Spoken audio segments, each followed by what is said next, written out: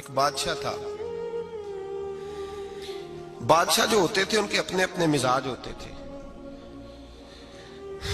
اس بادشاہ نے 4 5 6 کتے رکھے ہوئے تھے اور کتے بڑے بڑے کتے تھے اور بڑے وہ خون خار کتے تھے, چیر پھاڑ کھا جاتے تھے, شیر جتنے ان کے قد تھے. بادشاہ تھوڑا سا کسی آدمی سے ناراض ہوتا نا تو ایک بہت بڑے پنجرے کے اندر ایک بہت بڑا سلاخوں کا گھر اس نے بنایا ہوا تھا, اس میں کتے ہوتے تھے اور کتے کو جب باندھ کے رکھا جاتا ہے تو زیادہ زہریلا ہو جاتا ہے, وہ زیادہ اس کے اندر کرواہٹ آتی ہے, زیادہ کاٹتا ہے. اس نے قید کیے ہوئے تھے. کتے تو بڑے زہریلے تھے. جس آدمی سے بادشاہ تھوڑا سا ناراض ہوتا نا تو وہ کتے کے آگے اس آدمی کو ڈالتا, کتے اس کو چیر پھاڑ کے کھا جاتے. یہ سزا تھی, لوگوں کو پتا تھا. بادشاہ کے وزیر نے بڑی خدمت کی بادشاہ کی, 35 سال تک نوکری کی. لیکن ہر سورج نے غروب تو ہونا ہی ہوتا ہے نا, ہر چاند نے ڈلنا بھی ہوتا ہے. اب بوڑھا ہونے لگا, وہ جو مضبوط حافظہ تھا وہ کمزور ہونے لگا, ہلکی ہلکی غلطی. بادشاہ مزاج کا بادشاہ تھا, پر نہیں سمجھ میں آیا. تو میں نے کہا کہ لوگ کہتے ہیں ہمیں کام پیارا ہے, چم نہیں. تو رشتہ وفا کا تھا ہی نہیں. وزیر سمجھنے لگا کہ اب نہ میں بھی غلطیاں کرنے لگا ہوں تو ایسا نہ ہو کسی دن میں بھی ان کتوں کا شکار ہو جاؤں. اس نے بادشاہ سے کہا کہ بادشاہ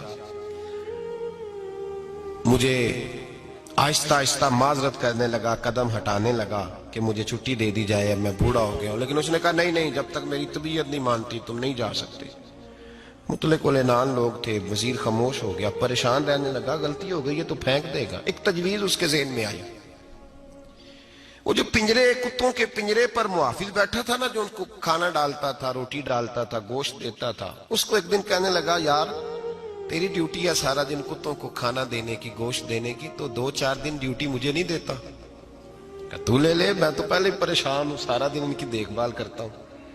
اس نے کچھ تھوڑا سا گوشت لیا, پنجرے کے باہر کھڑے ہو کے کتوں کو ڈالا. اگلے دن تھوڑی روٹیاں لے آیا, کتوں کو ڈالی. 2 4 دن, ہفتہ, مہینہ, سال بھر, جتنا اس کو موقع ملا وہ دن بھر خدمت کرتا. بس وقت ایک دن آ گیا, بادشاہ کو کوئی بات اچھی نہ لگی. اس نے کہا اس بڈھے کو اٹھاؤ اور ڈالو کتوں کے پنجرے میں. ساری زندگی یہاں رہا, اسے ابھی تک نہیں پتا چلا میرے مزاج کا. جب اٹھا کے پنجرے میں ڈالا نا تو بجائے اس کے کہ کتے اسے کاٹ کھاتے, وہ اس کے پیر چومنے لگے. وہ پیر چومنے لگے, ہاتھ چومنے لگے, چاٹنے لگے.